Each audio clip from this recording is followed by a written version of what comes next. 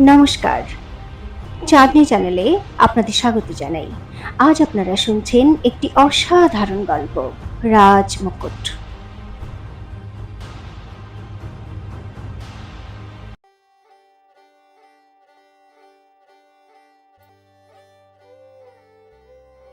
তখনই কিছু সৈনিক এগিয়ে এসে বিদ্রোহী অগ্নিসিংহকে চারদিক থেকে ঘিরে ফেলল আর শিকল দিয়ে বাঁধতে লাগলো।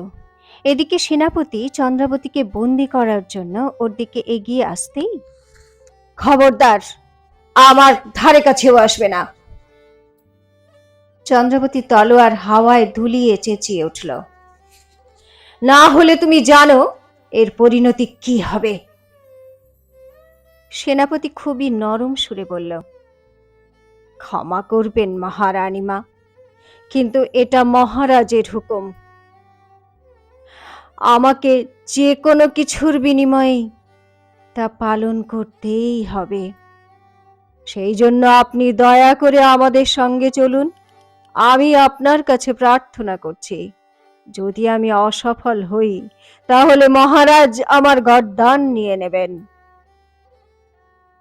এই অবস্থায় খুব সহজেই চন্দ্রাবতী পালিয়ে যেতে পারত, কিন্তু ও চায় না ওর জন্য সেনাপতির প্রাণ চলে যাক।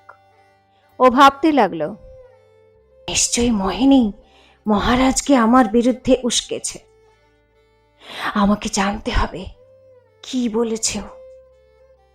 এবার মহারাজের সামনে তো আমিও ওর সব ষড়যন্ত্র ফাঁস করে দেব। ভাবার পর চন্দ্রাবতী নিজের তলোয়ার নামিয়ে নিল। সেনাপতি এগিয়ে এসে ওকে বেড়ি পরাতে লাগলো। ওদিকে বীরেন্দ্র প্রতাপ রাজমহল পৌঁছে গিয়েছিল আর অধীর আগ্রহে চন্দ্রাবতীর জন্য অপেক্ষা করছিল। চন্দ্রাবতীকে নিয়ে ওর রাগ প্রতি মুহূর্তেই বেড়েই চলেছিল, যেটা দেখে সেখানে উপস্থিত মোহিনী ও বজ্রকেতু ভিতরে ভিতরে আনন্দে মাতোয়ারা হয়ে উঠছিল, কিন্তু উপরে উপরে নিজেদের হাবভাব একেবারে গম্ভীর করে রেখেছিল। প্রণাম মহারাজ, মহামন্ত্রী এসে বলল, মহারানীমাকে বন্দি করা হয়েছে, সেনাপতি ওনাকে রাজমহলে আনছে। কিন্তু এ কথা বলতে গিয়েই ও একেবারে চুপ করে গেল। কিন্তু কি? বীরেন্দ্র প্রতাপ ওকে গভীরভাবে দেখতে দেখতে বলল, আগে আগে ওই মহারানীমা তো একলা নন। মহামন্ত্রী সসংকোচে বললেন, ওনার সঙ্গে অগ্নিসিংহ আছে। এ কথা শুনেই তো বীরেন্দ্রের একটা গভীর ঝটকা লাগলো। ও বড় বড় চোখে মহামন্ত্রীকে শুধু দেখতেই থাকলো, কোনো বাক্য স্ফূর্তি হলো না ওর। একটু পরে নিজেকে সামলে নিয়ে বলল, কি সব বাজে বকছো তুমি? এ কখনো হতে পারে না। চন্দ্রবতীর ওই বিদ্রোহী ও অগ্নিসিংহের সঙ্গে কিসের লেনাদেনা? মহামন্ত্রী নিজের মাথা নিচু করে ফেলল, বলল, আগে তা তো জানি না মহারাজ, কিন্তু সেনাপতি খবর পাঠিয়েছে যে মহারানীমা আর অগ্নিসিংহ একসঙ্গেই ছিলেন। বীরেন্দ্র প্রতাপ এরপর আর কিছুই শুনতে পারল না। ও দ্রুত একটা উঁচু বারান্দায় চলে গেল। মহামন্ত্রীও পিছনে পিছনে দৌড়ল। মোহিনী তার বাবা বজ্রকেতুকে জিজ্ঞাসা করল, এই অগ্নিসিংহের ব্যাপারটা কি বাবা?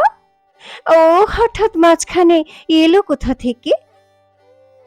বজ্রকেতু ভাবতে ভাবতে বলল, এ ব্যাপারে তো আমি কিছু জানি না, কিন্তু আমাদের জন্য এক তীরে দুই শিকার করার মতো হলো মোহিনী। চন্দ্রাবতী এখন বীরেন্দ্র প্রতাপের নজরে রাজদ্রোহীও প্রমাণিত হলো বলে তুমি এসো আমার সঙ্গে। বজ্রকেতু মোহিনীকে নিয়ে ওই উঁচু বারান্দার উদ্দেশ্যে চলে গেল। কিছুক্ষণের মধ্যেই এই খবর আগুনের মতো সমস্ত নগরে ছড়িয়ে পড়ল যে মহারানী চন্দ্রাবতীকে বিদ্রোহী অগ্নিসিংহের সঙ্গে বন্দী করা হয়েছে। দেখতে দেখতে রাজমহলের বাইরে প্রজাদের ভিড় জমে উঠতে লাগলো। প্রজারা বিস্ময়ে হতবাক হয়ে গিয়েছিল। মহারানী মা ভয়ঙ্কর বিদ্রোহী অগ্নিসিংহের সঙ্গে কি করছিলেন? না না না না, এ হতেই পারে না। অগ্নিসিংহ তো ভয়ানক ঘাতক, ওর তো কোনো দয়া মায়া নেই। আর আমাদের মহারানী মা তো মহামারীর ওষুধ খুঁজতে গিয়েছিলেন। এ ঠিক কারোর কোনো ষড়যন্ত্র হবে। ভিড়ের মধ্যে এই ধরনের কানাকানি হতে লাগলো। লোক সত্যি জানার জন্য অস্থির হয়ে পড়ছিল, কিন্তু সবচেয়ে বেশি অস্থির তো বীরেন্দ্র প্রতাপ ছিল। সে মহলের উঁচু বারান্দায় দাঁড়িয়েছিল। ওর চোখ রাজমহলের মূল ফটকের দিকে নিবদ্ধ ছিল। মোহিনী আর বজ্রকেতুও সেখানে এসে পৌঁছেছিল। কিছুক্ষণের মধ্যে সেনাবাহিনী মহলের প্রধান ফটকের সামনে এসে পৌঁছল। বেড়িতে বাঁধা চন্দ্রাবতী ও অগ্নিসিংহকে দেখে সবাই অবাক হয়ে গেল। বীরেন্দ্র প্রতাপেরও নিজের চোখের উপর বিশ্বাস হচ্ছিল না। হা হা হা, এ তো সত্যি সত্যি অগ্নিসিংহ, আমার সবচেয়ে বড় শত্রু। না জানে কতবার ও আমার সিংহাসন টলানোর চেষ্টা করেছে, কতবার লুকিয়ে আমার উপর হামলা করেছে। আর আজ এ চন্দ্রাবতীর সঙ্গে কোথাও এ চন্দ্রাবতীর সঙ্গে মিলে আমার বিরুদ্ধে ষড়যন্ত্র করছে না তো? আর চন্দ্রাবতী ছদ্মবেশে এর সঙ্গেই দেখা করার জন্য সেইবার বাইরে যায়নি তো? কিছুক্ষণের মধ্যে বীরেন্দ্র প্রতাপের মাথা শঙ্কা এবং সন্দেহে ভরে উঠল। ও কিছু নির্ণয় করে বলল, চন্দ্রাবতী, তুমি অনেক বড় বিশ্বাসঘাতকতা করেছো আমার সঙ্গে। তুমি রাজদ্রোহী। ওর মাথায় ক্রোধের জ্বালামুখী ফাটতে শুরু করেছিল। ও নিজের পাশে দাঁড়ানো মহামন্ত্রীকে আদেশ দিল, মহামন্ত্রী, অগ্নিসিংহকে এক্ষুনি কালকুঠুরির অন্ধকারে নিক্ষেপ করো আর দরবার বসানোর ব্যবস্থা করো। সমস্ত মন্ত্রী সভাসদদের দরবারে হাজির হবার আদেশ জারি করো আর দরবার বসানোর ব্যবস্থা করো। সমস্ত মন্ত্রী সভাসদদের দরবারে হাজির হবার আদেশ জারি করো। যতক্ষণ না আমি দরবারে পৌঁছচ্ছি ততক্ষণ চন্দ্রাবতীকে ওই দরবারের বাইরে দাঁড় করিয়ে রাখো। এ কথা বলে ও সবেগে নিজের ঘরের দিকে চলে গেল। মহামন্ত্রীও দ্রুত রাজার আদেশ পালন করার জন্য দৌড়ল। এসব দেখে বজ্রকেতুর মুখে একটা শয়তানি হাসি খেলে গেল। আর মোহিনী খুশিতে নাচতে নাচতে বলল, আমি তো ভাবছিলাম চন্দ্রাবতী সারা জীবন এখন কালকুঠুরির অন্ধকারে কাটবে, কিন্তু এখন মনে হচ্ছে ওর জীবন এখন মাত্র কিছু সময়ের মধ্যেই শেষ হয়ে যাবে। বজ্রকেতু মৃদু হেসে বলল, হ্যাঁ মোহিনী, চন্দ্রাবতী অগ্নিসিংহের সঙ্গে যুক্ত কিনা তাতে কিছুই আসে যায় না। অগ্নিসিংহের চন্দ্রাবতীর সঙ্গে একসঙ্গে ধরা পড়াটাই যথেষ্ট। বীরেন্দ্র প্রতাপ এখন ওকে মৃত্যুদণ্ডই দেবে। মোহিনী একটা শঙ্কার কথা বলতে গিয়ে বলল, কিন্তু কিন্তু বাবা, চন্দ্রাবতী খুব চালাক, তর্ক খুব ভালোই করতে পারে। এইরকম হবে না তো যে ভরা রাজসভায় ও এমন প্রমাণ দেখাবে যে মহারাজ চাইলেও কিছু করতে পারবেন না। আরে তুমি এসব চিন্তা করো না মোহিনী, বজ্রকেতু খুব আত্মবিশ্বাসের সঙ্গে বলল। দরবারে শুধু প্রমাণেই কাজ চলে না, প্রত্যক্ষদর্শীরও বয়ান লাগে। আর এইবার আমি 2 কদম এগিয়ে চাল চলেছি। চন্দ্রাবতীর নির্দোষ হওয়ার যত প্রমাণ ছিল সেসব আমি সব শেষ করে দিয়েছি। একটা প্রমাণ তো আমি রাজমহল আসার আগেই শেষ করে দিয়েছি। কোন প্রমাণ? মোহিনী জিজ্ঞেস করল। খুব তাড়াতাড়ি তুমি জানতে পারবে। বজ্রকেতু উতলা হয়ে বলল, তোমাকে এখন খুব জরুরি একটা কাজ করতে হবে। বীরেন্দ্র প্রতাপের কাছে যাও, ওর মনে যে আগুন জ্বলছে ওতে তোমাকে আর একটু ঘি দিতে হবে, তারপর স্বাহা।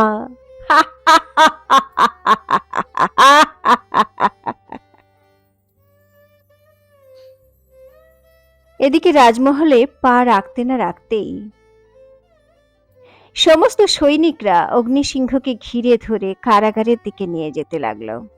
চন্দ্রাবতী অসহায়ভাবে ওর দিকে তাকালো, তো অগ্নি শুধু একটু হাসলো, কিন্তু ওই হাসিতে একটা গর্ব এবং ব্যঙ্গ ছিল। তাতে যেন চন্দ্রাবতীর প্রতি ঠাট্টা ছিল, কেননা এই মুহূর্তে চন্দ্রাবতীও অগ্নিসিংহের মতো একজন অপরাধী মাত্র।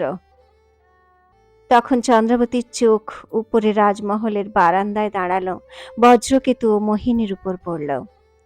ও একেবারে চমকে উঠল। এক ঝটকায় ও সব কিছু বুঝতে পেরে গেল।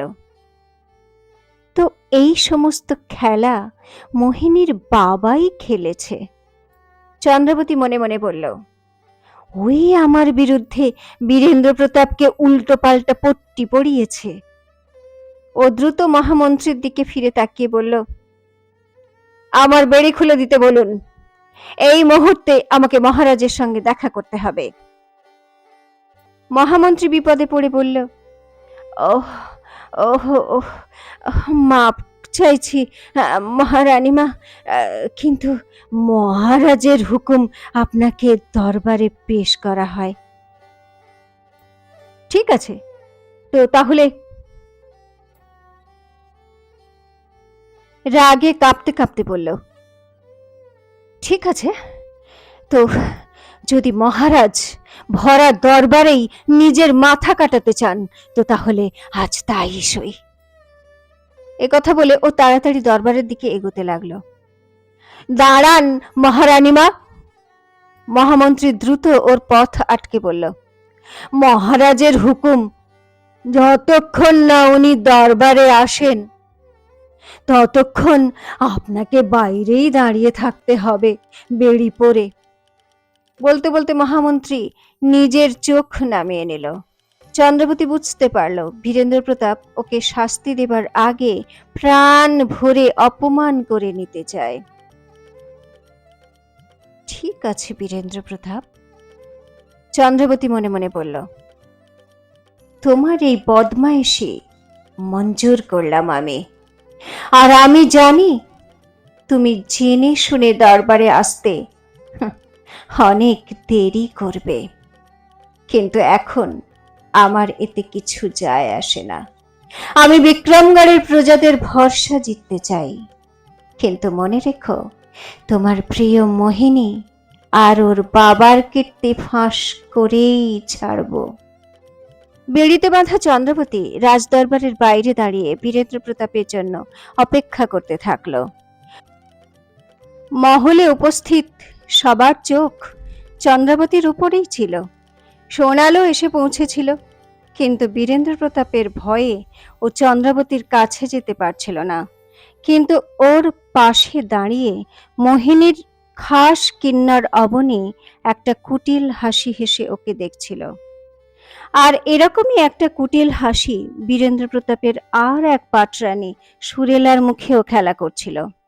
সুরেলা এখন নিজের ঘরের জানালায় দাঁড়িয়ে এই দৃশ্য দেখছিল আর নিজের কিন্নর প্রমীলাকে বলছিল, তো আমার মনস্কামনা পূর্ণ হয়ে গেছে প্রমীলা। যেদিন চন্দ্রাবতী আমাকে থাপ্পড় মেরেছিল না, সেই দিন থেকে আমি বদলার আগুনে জ্বলছিলাম। কিন্তু দেখো কি কপাল আমার, আমাকে কিছুই করতে হলো না, আর চন্দ্রাবতীর নাম চিরদিনের জন্য মিটে যাচ্ছে। প্রমীলাও খুশিতে নাচতে নাচতে বলল, হায় হায় রানীমা, এ তো আমার প্রার্থনার ফল। আমি সব সময় প্রার্থনা করি আপনার সব মনোবাসনা পূর্ণ হোক। আর দেখুন না, সমস্ত মেহনত মোহিনী করলো, আর ওর ফল আমরাও পেতে চলেছি। মোহিনীর কথা উঠতেই সুরেলা একেবারে রেগে আগুন হয়ে গেল।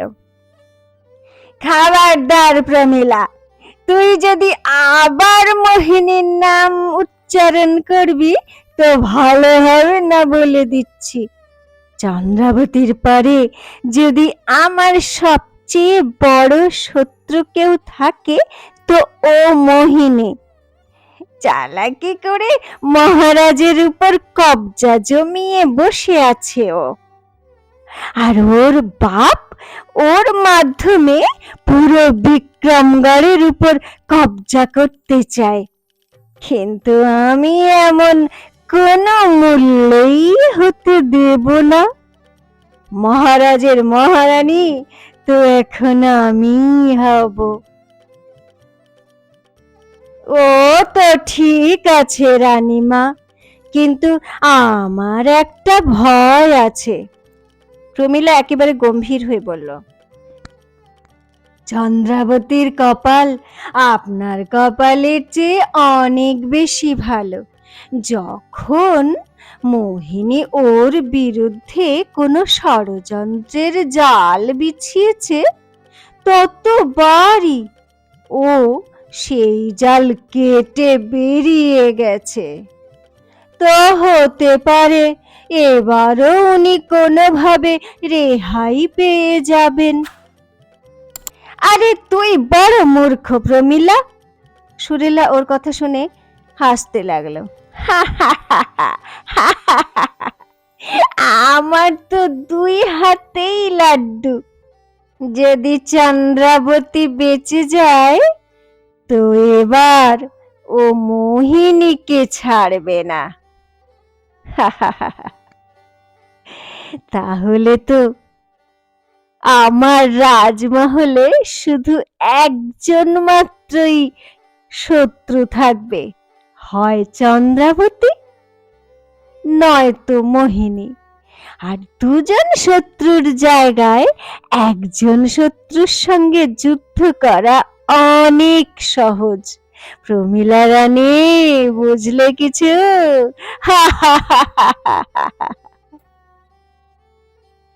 ওদিকে এই সব ষড়যন্ত্র সম্পর্কে সম্পূর্ণ অজ্ঞাত বীরেন্দ্র প্রতাপ নিজের ঘরে পৌঁছে মদিরার পেয়ালা ভরল এবং এক নিঃশ্বাসে সবটা শেষ করে দিল। তার মনের মধ্যে উথাল পাথাল হচ্ছিল। শেষ পর্যন্ত চন্দ্রাবতী নিজের আসল চেহারা দেখিয়েই দিল। আর এক পেয়ালা মদিরা ভরতে ভরতে ও নিজেকে বলল, আমি ওকে মনে মনে ভালোবাসতে শুরু করেছিলাম, কিন্তু ও আমার এই ভালোবাসা আর বিশ্বাসের মূলে সজোরে কুঠারাঘাত করেছে। আমার ধারণাই ছিল না যে ও ওই অগ্নিসিংহের সঙ্গে মিলে লাগাতার আমার বিরুদ্ধে ষড়যন্ত্র করছে। বিক্রমগড়ের সিংহাসন দখল করতে চায় ও। তখন মোহিনী ওর ঘরে এলো।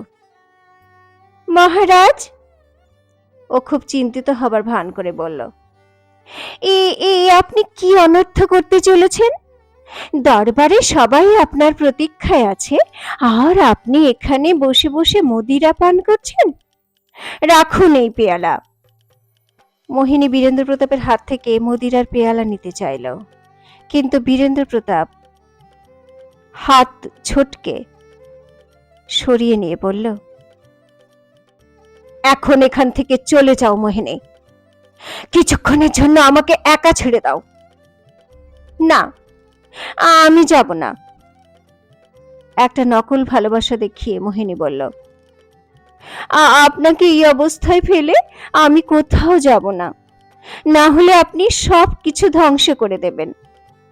একটু ঠান্ডা মাথায় ভাবুন মহারাজ, মহারানী যদিও আপনার আর পুরো বিক্রমগড়ের সঙ্গে বিশ্বাসঘাতকতা করেছেন, কিন্তু আপনি এটা ভুলে যাবেন না, আপনি নিজেই ওনাকে মহারানীর পদ দিয়েছেন। এই জন্য আমি বলছি, আপনি ওনাকে ক্ষমা করে দিন। একদম নয় মোহিনী, বীরেন্দ্র প্রতাপ বিশ্রীভাবে ভড়কে গিয়ে বলল, চন্দ্রাবতীর জন্য এখন কোনো দয়া নেই আমার মনে, আর এমনিতেও ওকে মহারানীর পদ আমি দিইনি, ও চালাকি করে আমার কাছ থেকে হাসিল করেছে। তোমার চিকিৎসার বদলে ও আমাকে বাধ্য করেছিল, আর আজ এর জন্য শাস্তি ভোগ করতে হবে ওকে। একথা শুনেই মোহিনীর চোখে চমক দেখা গেল, কিন্তু ও দুঃখী হবার ভান করে বলল, আমার এই দুঃখ থেকে যাবে মহারাজ, যে আমার জন্য আপনাকে বাধ্য হতে হয়েছিল। যদি আমি অসুস্থ না হতাম, যদি আমি মহারানীকে দিয়ে চিকিৎসা না করতাম, যদি আমি জানতাম সেটা মহারানীর কোনো চাল, তাহলে আমি নিজের প্রাণ দিয়ে দিতাম, কিন্তু কখনো ওনাকে দিয়ে চিকিৎসা করাতাম না। কিন্তু আপনাকে আমি এটাই বলবো যে মহারাজ, আপনি একজন ক্ষত্রিয়, আপনি ওনাকে মহারানী করবেন কথা দিয়েছিলেন, আর ক্ষত্রিয় কখনো নিজের প্রতিজ্ঞা থেকে পিছনে সরে যায় না। কিন্তু ক্ষত্রিয় বিশ্বাসঘাতকদের গর্দান নিতেও পিছু হটে না মোহিনী। বীরেন্দ্র প্রতাপ বলল, চন্দ্রাবতীর পরিণতি ওটাই হবে যা একজন রাজদ্রোহীর হয়।